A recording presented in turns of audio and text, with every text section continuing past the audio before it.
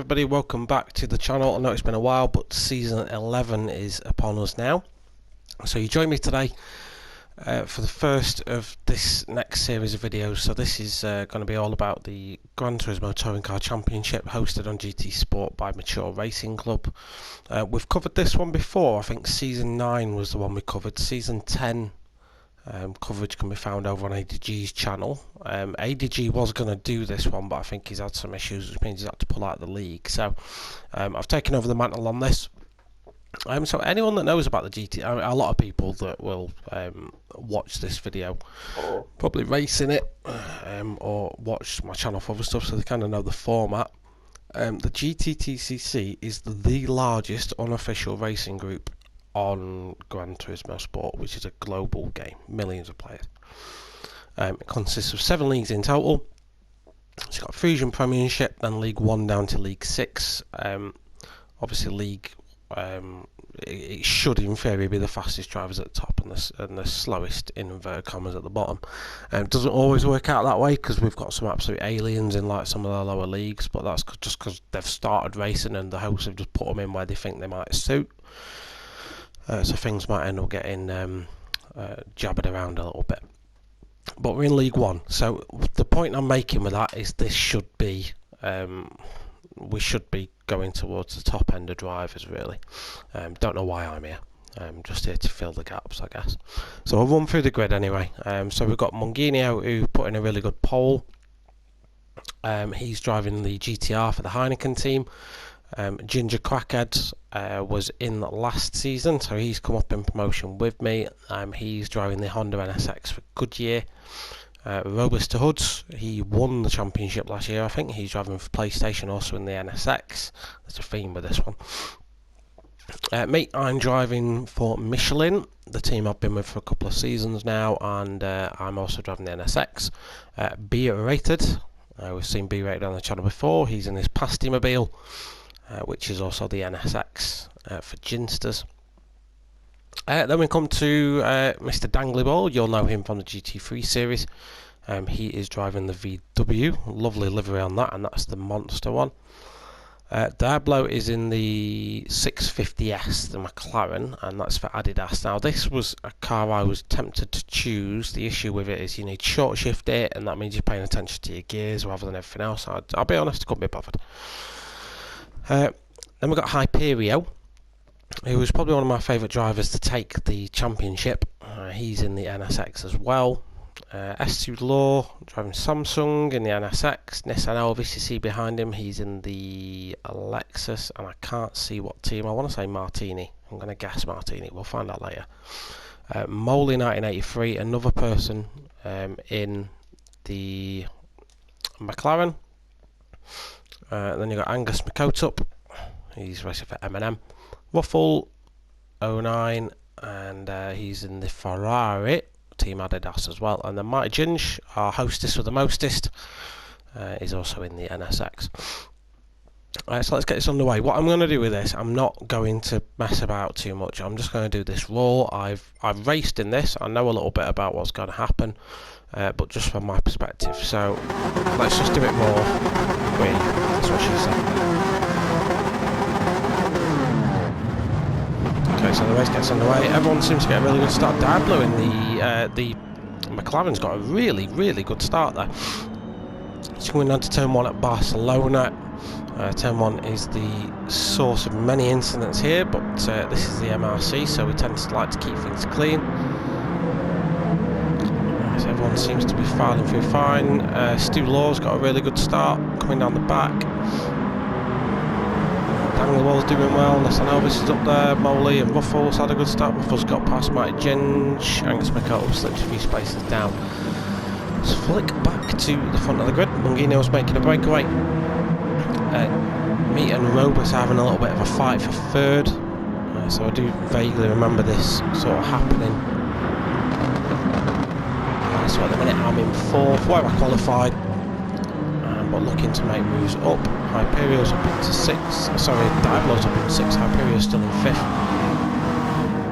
As the field streams down through that one for the first time. Ruffle and Moley having a little bit of a coming together there. It looks like they're going to just about survive it. This isn't a corner you can really go too wide round, but they make it happen anyway. That's good driving, boys. Let's see what's happening up ahead. Out and out. No, looks like Diablo's going for a bit of a send on Hyperio. Looks like he's not going to be able to get that work because Hyperio's got a much better drive out of the corner. I don't like the camera angles I'm getting from this track.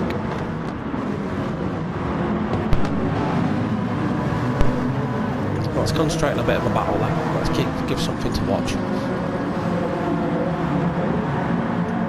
Okay, so you just missed me getting past Robus there, but all that happened was Robus got on the grass a little bit, and yeah, I basically just made it past. Really, nothing really to report on.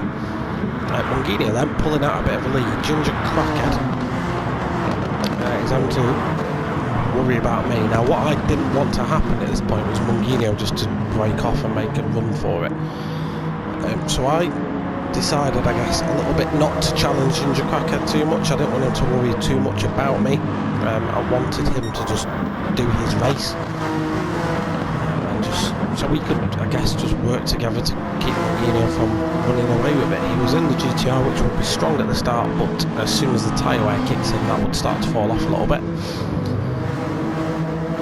Robus doing the similar thing to me. He's not really pushing me too much, which is good because at this stage of the race we just need to work together, I guess.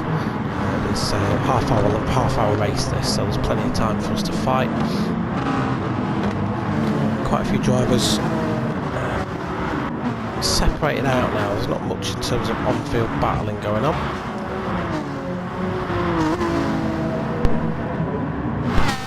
And for some reason Stu Law's found himself right at the back of the pack then. Don't know what's happened there.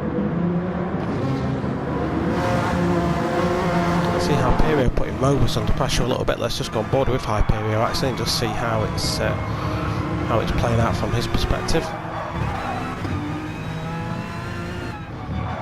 So yeah, the NSX a really good car, but it can snap the back end out. The problem with the NSX when it does that is you just see me overcook it a little bit. Hyperio is just going to take the opportunity to drive straight past Robus there. It's going to be on my back end. Looking in the mirrors, Diablo's trying to get it as well, but the NSX is just too strong in straight lines, so Diablo's going to have to tuck himself back into the slipstream. I knew Hyperio would go for a move here, so you'll notice I jink defensive in just a sec. Or no, I don't actually. I'm thinking of a different one. No, I just start braking. Hyperio takes a chunk of the corner off, just in order to straighten his line, really. But I've successfully avoided that one. Meanwhile, Mr. Ginsters, B-rated, is all over the back of him. B-rated did say he was suffering from a little bit of connection issue, so you might see his car jink about here and there. It's not his fault, nothing he's done wrong, it is problems with the internet, I guess. But B-rated is into 5th, Robot's down to 6th, he's coming under pressure from Diablo now, but he has managed to fight him off from earlier. Dangly Ball in the Sirocco is managing to keep up with us. We just watched Angus McCoto get past Ruffle. As Moley and Elvis are going at it a little bit. I'll just watch the guys at the back for a sec, just see what's going on. I know because I'm in the top 3 that not a lot's happening with us at this minute in time, so I can focus on this the battles at the back a little bit. Angus McCoto and Ruffalo 9 having a little bit of a scrap. Two very different cars, a Ferrari and the NSX. The NSX does put its power down a little bit better than but the Ferrari is a better top end car. And it's not as understeering. So Stu Law then managed to get past Marty Ginge at some point. Angus McCoto trying to go for the long way round move. Not going to make that happen unfortunately, but potentially just to give him some space. Moley and Nissan Elvis are unsettled down a little bit. I think the main battling going on is sort of the battle for 6, I guess, because B-rated and Hyperio are having their own little fight. So you notice Hyperio's having to go defensive now. B-rated goes to the outside, potentially going to go for the cutback. Does he? A little bit of a lock of the brakes on the way in. does manage to get a better drive out than Hyperion, and Hyperion for the time being can keep that place. But B-Rated's gonna go for it down the inside of that very long, almost 180 degree right-hander. This one, that was the corner that was absolutely mullering your front left tyre. So in this league now we have got tyre wear on. It's only at ×3, so it's not dramatic. But it does mean that with these races being sort of half an hour long, it splits it so that in certain cars and no stops feasible, but those cars are slower. Like the Alfa Romeo and the Toyota GT86, is it? They're two cars that can potentially no stop these races, but yeah, you'll see in race 2 that they're just not as competitive really in a straight line. So the top 8 have begun to pull away then, so there's battles behind still simmering on, but the top 8 will start to pull a little bit of a gap. I will say most, if not all, cars will be looking to pit stop as we just want Dangly Ball look at the move on Diablo, but it doesn't manage to get that one done. Yeah, most cars will end up stopping probably around the 15-minute mark, so in probably about another 8 minutes or so. Most cars will decide to do a pit stop of some description. So let's go for a lap around Barcelona, Circuit de Catalunya. Watch this be a lap that I absolutely cock up. Who knows? So you look for a light board on the left hand side. You're braking roughly around there, bearing in mind what your tyre wear is like at the time. If your tyre wear is quite high, you brake a little bit earlier. You can see I broke a little bit too late there. You don't want to be scrubbing your tyres like that. Coming into long right hander, up into fourth, a little bit of a lift, and then slowly ease the power back on just to make sure you don't run too wide out here.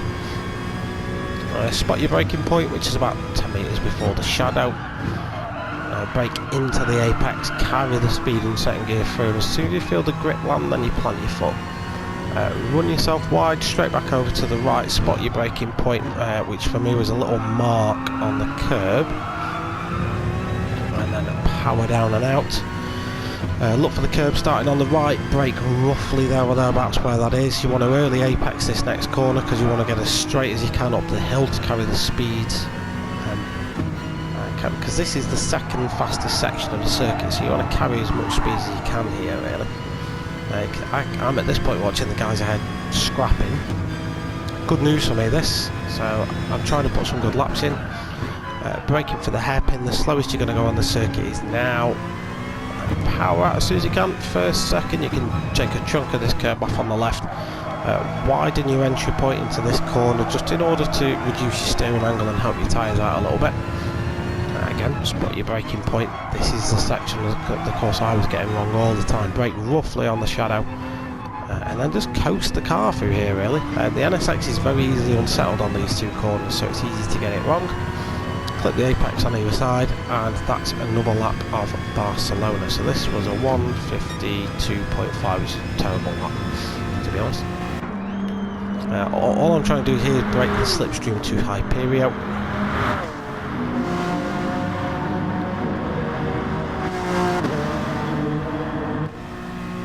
So coming to the guys at the back then, because this did look like it's spicing up a little bit. Looks like they might be going 3 wide into turn 1. Angus Makoto made it. It looked like Stu Law or Ruffle just got it a little bit wrong. Obviously Ruffle having a little bit of a battle through the corner. Stu Law's going to take the opportunistic move and go through both of them. We're going to watch this back, because I want to see what Stu was doing at that time. He gets the move done. What a solid move, Stu. Right, I'm going to watch that again from Stu's perspective. So obviously Elvis, being the wide car, is going to be a little bit slower because he's got to get off the gas. Ruffles probably overcooked it a little bit. Stu spots a gap opening up like Moses parting the Red Sea. Through he goes. Probably getting a little bit of slipstream from Angus Makoto as well. Late as he dare on the brakes. And these guys just haven't got anything that they can answer to. And Stewart is clean through up into 11th place. We've got yellow flags out up ahead. Who's that? Who's gone off? And that's B-rated. So again, we think B-Rated had some connection issues, and that has seemingly been confirmed. That's Moley up into 8th now. But that's going to let the top 7 sort of spear away into the distance. Hyperio and Robus still pretty close. I've managed to gap them a little bit to the point that they're mostly out of my slipstream. That's with the help of Mungino and Ginger Crackhead. So I sort of said earlier that me and Ginger Crackhead was, in inverted quotes, working together. That kind of worked. Mungino's tyres did start to go off, and we were able to close him back down again. When we did the onboard lap with me, we saw them fighting, and Crackhead managed to get back past him. So I'm a couple of laps away from my pit window now, and my aim was to try and get past Mungino before I got in the pits. If I hadn't, I was going to try the undercut if he hadn't tried it on me already, because I knew that my tyre advantage at that point would help. So we'll come back to that little scrap. Hyperio's still winning out of Robust Hood. Diablo's managed to get involved in that as well. Dangleballs probably a little bit bored on his own at this minute in time. Moley B-rated. B-rated after his spin on the last lap, lost himself 10 seconds in that spin. And then we've got Ruffle, Mighty Ginge, Sanovis and Stu Law. I think Stu Law has pitted looking at his time. I'm pretty sure he's pitted. So obviously that may play into his hands. The issue he's got now, Stu Law, he's got to do 18 minutes on them tyres that he's on. So unless he's gone for a hard compound, then you can get 20 minutes out of the tyres, but at the end of the 20 minutes they're screaming at you. Right, so it's not a brilliant situation. Oh, we're going 3 wide here. Yeah, we are. We're going 3 wide. We're going 3 wide, boys. Robusod goes defensive. Is Hyperio going to go for the cutback? Oh, what a move from Hyperio. Let's watch that back. I said I was going to do this uninterrupted, but yeah, so what Hyperio did he just, he sailed it up. That was lovely. A little bit of contact on the way out, but that's probably because some cars didn't know where they were. But yeah, Hyperio, great move that. As that's him up into 4th, he can now get the hammer down and try and chase after me. But all the while he's going to have Robus the Hood breathing down his neck. Now we know Robus from last season, if you want to, as he dives into the pits, he's quick. So he's not going to let him get away with it. So Robus is going to dive into the pits, which means Hyperio is going to have to stay out and try and get the overcut done.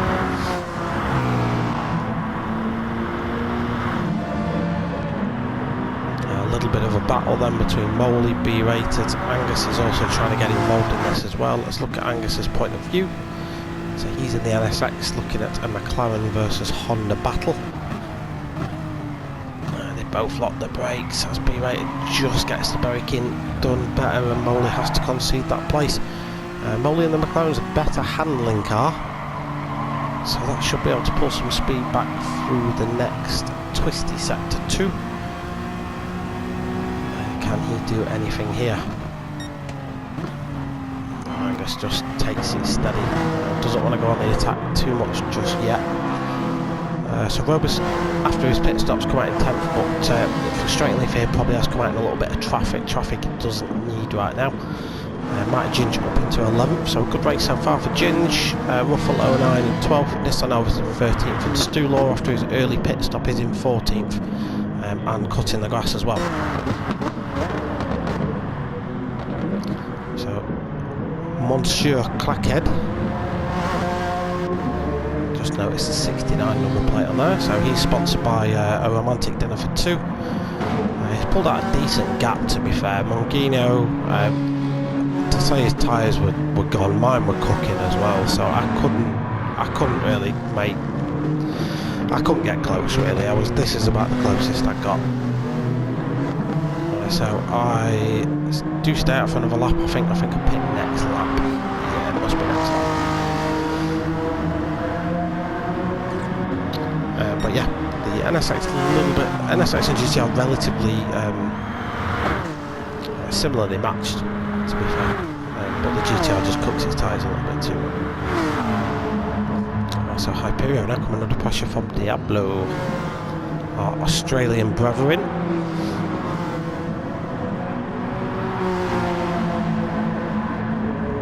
So it looks like Diablo's going to try and get the move done here. Hyperion's gone a little bit wide. 2 wheels on the green stuff, and that knackers you up because there's no grip out there at all. Put some dirt in your tyres and spin me right round, baby, right round. I'll sing that song in the next video because that'll make sense. Right, so Robus has cleared a lot of this traffic already. He's done well, to be honest. B-rated up front is a tough competitor. I've raced against B-rated before, but he may be sort of realising that Robus isn't technically in his fight, so whether he decides to fight that, I'm not too sure. Jump back up to the top.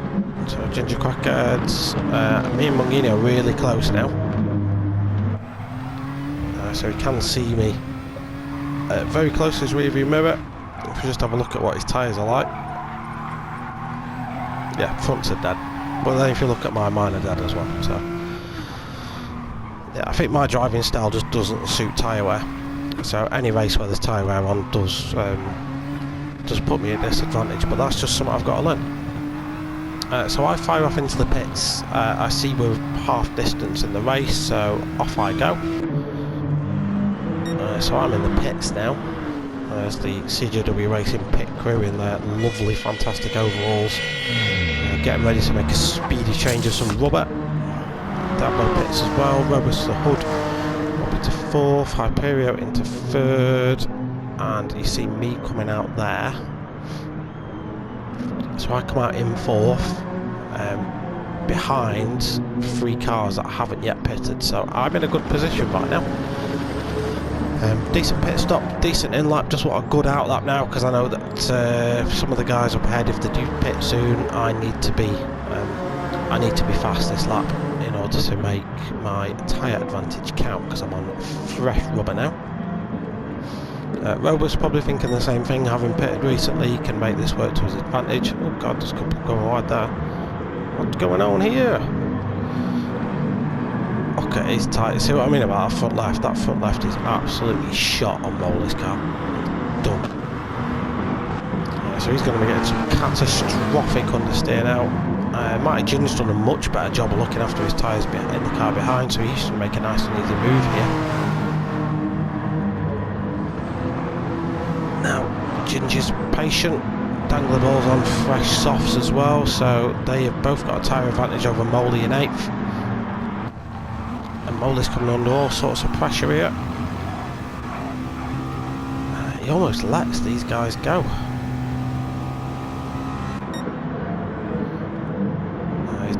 Okay, Dangler ball over the Optimist. He tries to make it happen. No, a little bit of contact there from Molly. I think he just got his brakes wrong. But he slows and lets Ginge back through. That's the problem with worn tyres. Jump back up to the front because all these guys have now or are in the pits. So I should screenshot that first. See what happens because the guys are starting to come out in the pits now. You see Mungino there, that's what I was fighting before. I do manage to jump Mungino up in the pits.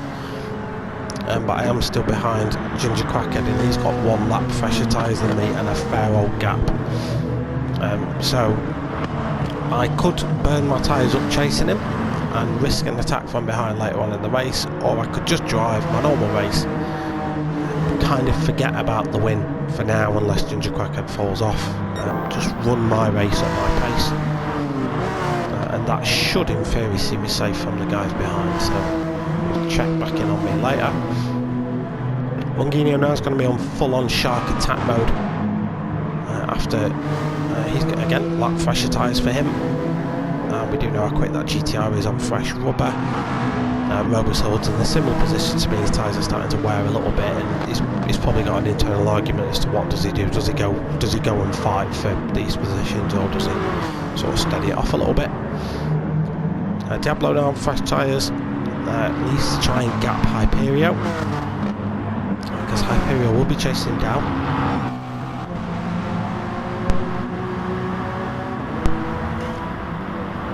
Danglerball, very respectable 7th place so far for an FF car. So what I mean by FF is front engine, front wheel drive. Those front tyres get turned to jelly very quickly, because the braking, steering, accelerating are all done by 2 tyres. And as you can see, it's not kind. And B rated in 8th after is off earlier on. He can't be too disappointed with that so far. 9 minutes to go in this one. And he's got a decent little gap to Angus McCotup, who himself has got a little gap to Ruffle 09, who is just about fending off Nissan Elvis, Mighty Ginge, Molly 1983.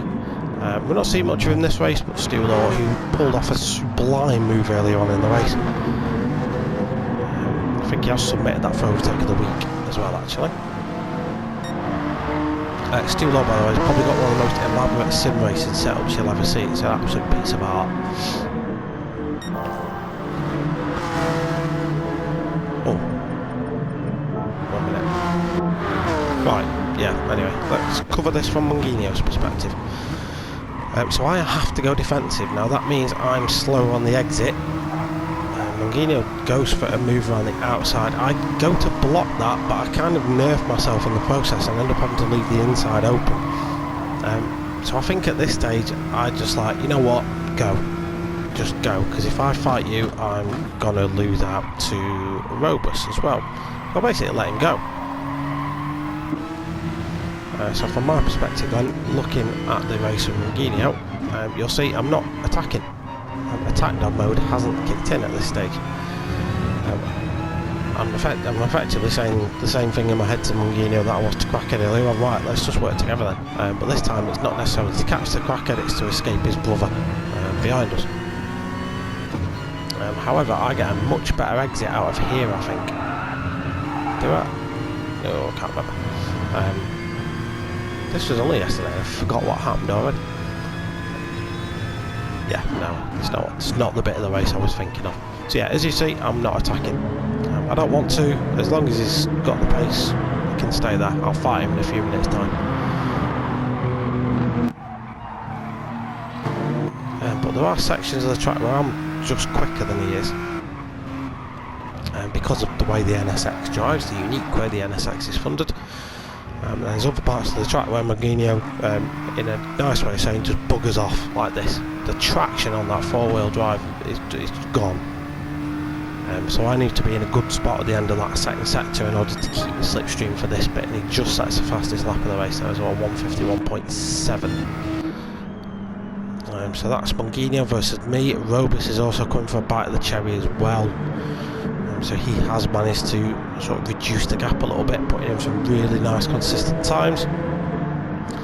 Diablo and Hyperio still battling. So Hyperio is not letting him get away with this at all. In fact, he's going to have a better run.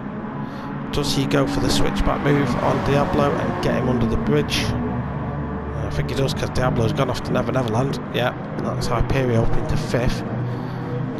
Don't know what Diablo were doing there. Danglerball running nicely in 7th. B rated still in 8th. Angus McColl's doing well in 9th. There wasn't too much going on behind, but I've just seen a bit of a cluster of cars, so these guys are at it again. So it's Nissan Elvis, who isn't in Nissan, he's in a Lexus. Versus Mighty Ginge versus Molly versus Stu Law. So he's going to win out this one. Elvis and Mighty Ginge go side by side. That's only really going to be one winner out of there. Mighty Ginge, though, does hang it around the outside. Really nicely defended that Ginge.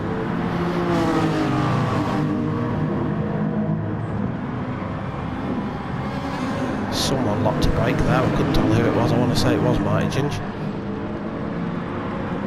He's just jinxed to cut Nissan Elvis's attack off. Meanwhile, Elvis has got to worry about Moley coming through.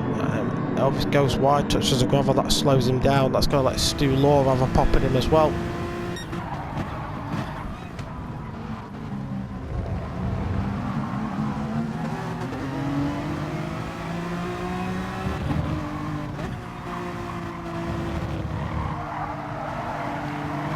actually Molly's doing a really good job defending against Marty Ginger. Molly's not someone I've ever seen in the races before. I've never actually raced him before today. A lot of these guys I've raced in other leagues and lobbies. Molly, I've never seen him. Same as Ruffle, actually. I've never raced Ruffle before. I think everyone else I've raced in some form or another at some point in some realm. So the top 8, 9, I could say top 10. All nicely spaced out as we enter the last 4 minutes of the race. Marty Ginger goes for a move on Moley. A little bit of a door bang, but that's okay. That does send Ginger wide anyway. It is going to allow Stu Law to have a pop at him. Stu Law does love a move on this corner. Takes the wider line, gets the better exit, you would argue, but he's probably not close enough to make a move happen right here, so he stays tucked in.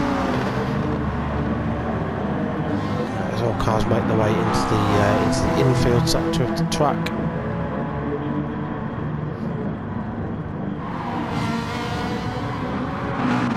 Let's see what the tyres are doing. Yeah, so Stu Law's tyres are in bits, basically. Nissan obviously just pitted. Let's see, for some reason he's got fresh tyres.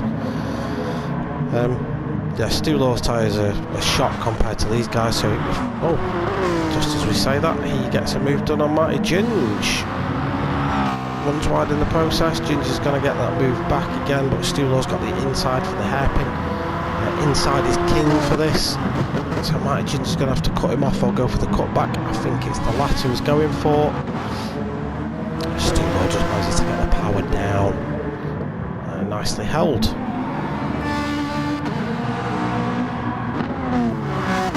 Let's just check in with the top 8 and see what's going on. So B rated in 8th, Dangleball 7th, Diablo in 6th. Hyperio has managed to pull away a little bit.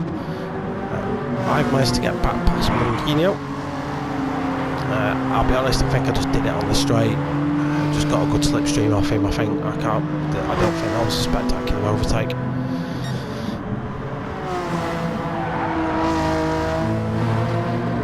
And Ginger Crackhead is off in the distance, having a party all by himself. It's understandable. I mean, I'm not going to.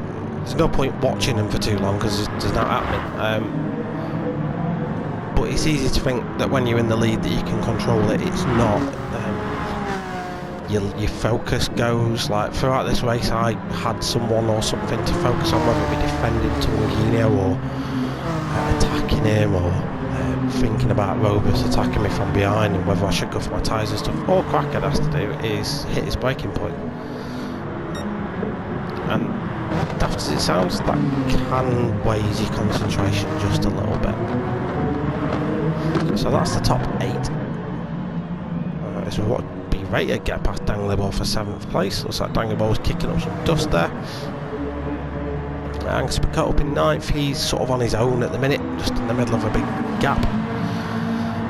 Moley still in 10th. Ruffle in 11th. Marty Ginger's fallen a little bit. Stu Law is on attack, and Nissan Elvis has got a fair bit of work to do if he wants to not finish last in this one.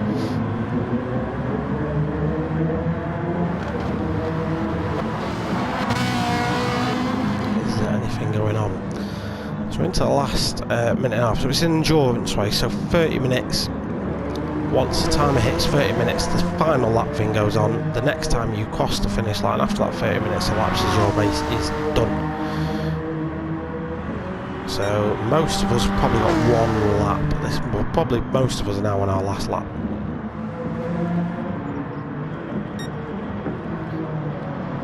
So it's Mungino. In fact, we'll go back and watch this because this is now last lap thing. So this is worth watching. So this matters now. I'm going to fight this. Mungino though, much better traction in that GTR, much better drive. Through turn 3. Again, I almost let him have it. I've got a sort of theory as to when I'm going to do it. I hold him round the outside because I want the inside for this next turn. I know if I'm in front at the end of this section I'm alright, so I hold it round the outside. keep it on the inside, then I go to cut him off at the apex so he can't want to drive through me. That's fine. I was a little bit worried about him cutting me off here. As soon as I'm safe that he's not going to do that, I dive back and catch my braking point. And then here we go. So this is his next real opportunity to get past me. Is coming up at the hairpin. Is well within slipstream range. He gets a really good drive out of that corner. Unfortunately, it gives me a little bit of a tap. So we'll give that a watch. So what you'll see I do is I stay to the left. I'm fully expecting him to go to the right at this point. He doesn't. He goes for the dive down the inside, but just either misses his braking point or not too sure. That being said, he wakes up. He does the right thing. No one loses any position out of it, absolutely no harm done. He does the very sportsmanlike thing and just waits for me, and that's all we ever expect anyone to do, because collisions will happen. And we resume. So Ginger Crackhead then, a virtual round of applause to him for taking his first win in League 1. So well done to Ginger Crackhead. I'm now holding off a horde of cars, but I'm going to see this one through for second place. Munginio's going to grab third, Robusword's going to grab fourth, Hyperion's going to take fifth, Dablo's going to have fifth position, sixth position even. B-Rated in seventh, he can't be too mad at that. Dangly Ball is going to come home in eighth. Angus Makoto up, bit of a boring race for him, but he comes home in ninth. Molar's had a great defensive race, actually managed to gap those guys in the end because they were fighting. Ruffle just beats Mighty Ginge. Stulaw just brings home 13th, and Nissan Ovis rounds out the grid.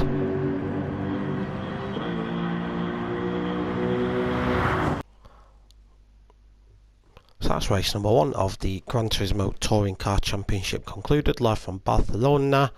A good race. I don't normally like Barcelona. It's one of my bogey tracks that I always seem to just make mistakes on, but I did alright there, so I can't be too mad at it. Finished 2 places higher than I qualified, so I was really happy with that, and just generally happy with the guys that I'm racing with. Yes, there was a little bit of contact through the race, but it was all clean. Even if there was contact, the person that felt they caused the contact waited up, so there's absolutely no issue with that. Incidents will of course happen. It's the first time we've run this league with tyre wear, and I do think, although I think that adds a different dimension to it, I do think it does put certain people at an advantage and some at a disadvantage, i.e. pad players. If you're playing with a pad, your tyre wear is worse because you haven't got as much smoothness in your inputs. So there is that as well. So there'll be another video coming out very soon. I probably won't record that tonight. We'll see how I feel. That's going to be the reverse grid race, so anyone that knows there's 2 races a night. So we take the results from this one that you've just seen, flip them upside down, and then we go to another track and do another 30-minute race. So we're going to be starting at the back for that one. That's going to be at Interlagos. Interlagos is a track I really enjoy driving at, but similar to Barcelona, I always seem to make a mistake. But again, I enjoy it, so I have fun driving that track, which can't be said for some of the tracks that are coming up. Don't forget to like, subscribe, comment, tell me what your favourite sort of part of it is, tell me what you want to see in these videos and whatnot. And if you're interested in getting involved in this sort of stuff, come and check out Mature Racing Club on Gran Turismo Sport. I'll chuck a link in the description of the video to their Facebook page where you can come talk to a bloke called Sausage Fingers and he'll sort you right out. So that's it from me today. Thank you very much for tuning in. Next video is going to be from Interlagos, and we'll see you there. Thank you for watching. Bye bye.